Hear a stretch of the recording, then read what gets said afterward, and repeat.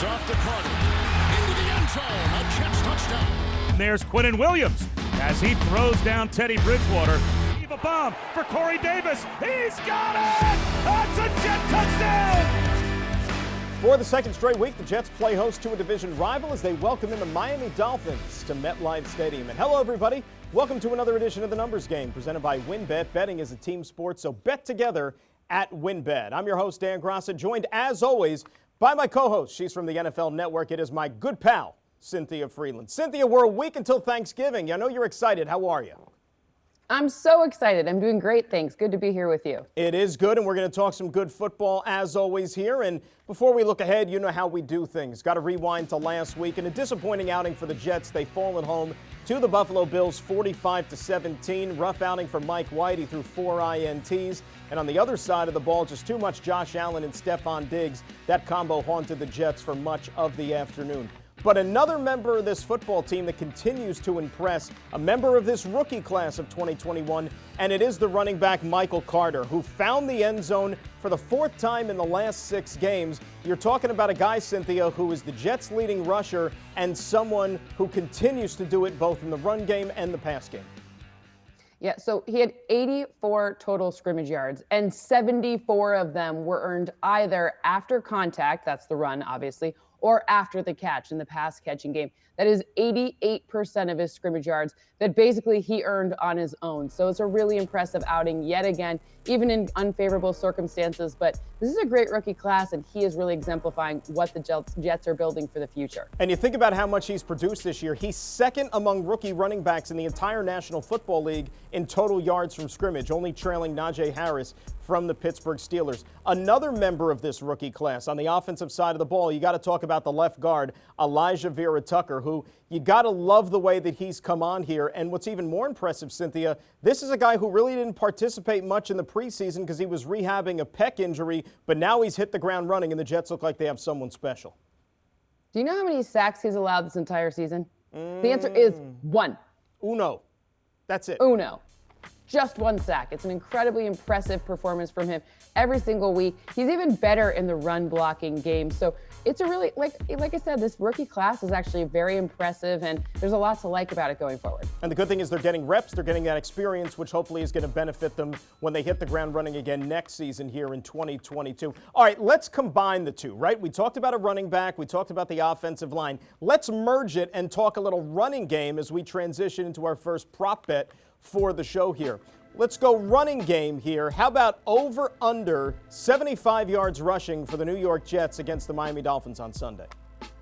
Okay, so I think that this is going to be more than 75 yards. Why? Because you obviously have an offensive staff that knows how to get the run game going. It might not necessarily be Michael Carter running behind Elijah Vera-Tucker, but it could be any of the running backs. So I think this combined number, 75 is too low. It's going to be more than that. I agree, too. I don't know if it's going to be much higher, but I will say the over because we're going to transition into this next theme in our next segment here. But Miami has been proven to be a little susceptible against the pass, but I think the Jets will still be able to churn out the yards on the ground, certainly more than the 75. Speaking of the pass game, the Jets are going to turn over the reins to another starting quarterback for this one against the Miami Dolphins. His name is Joe Flacco. We'll talk about him coming up next right here on the Numbers Game presented by WynnBET.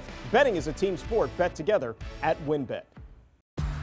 Good to have you boys back. You know how it is. We never really left. Slow down, though, will you? I got to make my picks. You want to get on this WynnBET with me? I like where your head's at, but Boston's not covering. WynnBET, huh? Yep. Bet any game, anytime, and you bet with Wynn, so it's the best. You don't need to cover? Look at the numbers. Look at the offense. With what, Frank? A microscope? Go with Boston, Ben. Don't worry, Frank, I already made my picks. I just wanted to see you two go at it. You have an allegiance to Boston right now, but That's called common sense. common to who? Bostonians? And welcome back to the Numbers Game presented by WynnBET. Betting is a team sport. Bet together at WynnBET. So, Cynthia, it's going to be the 3rd different starting quarterback for the New York Jets this year, and his name is Joe Flacco. Certainly fans are familiar. He was a Jet last year, started 4 games for him, and we know everything that he's accomplished in his career. You're talking about a guy who's a former Super Bowl MVP. Last week, he got a chance to play against the Buffalo Bills, 3 of 3 for 47 yards, and a touchdown pass to Elijah Moore. And even more importantly, going into this game against the opponent, he's 6-1 lifetime as a starter against these Miami Dolphins.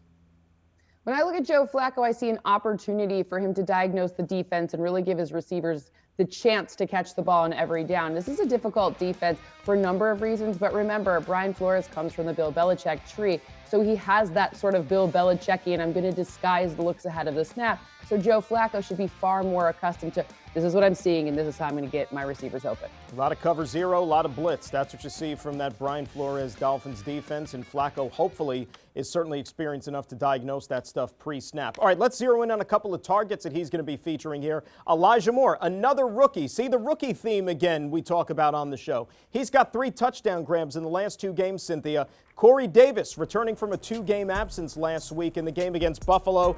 5 grabs for 93 yards. You got to like what those two could potentially bring to the field here. Absolutely. And remember, 4 of those 5 grabs from Corey Davis all went for first downs.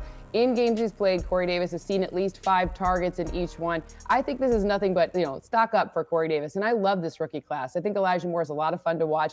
And this should be an interesting one because I would imagine they have something kind of special planned for him with Joe Flacco against this defense. I understand there's a good corners on this defense, but I think this is a fun one. It's a Dolphin defense that made life miserable for Lamar Jackson and the Ravens last time they took to the field on that Thursday night. All right, let's get to our second prop bet here before we have to say goodbye. We'll go to Joe Flacco. We'll talk about the passing game because, after all, that's what quarterbacks like to do. They like to throw the football here.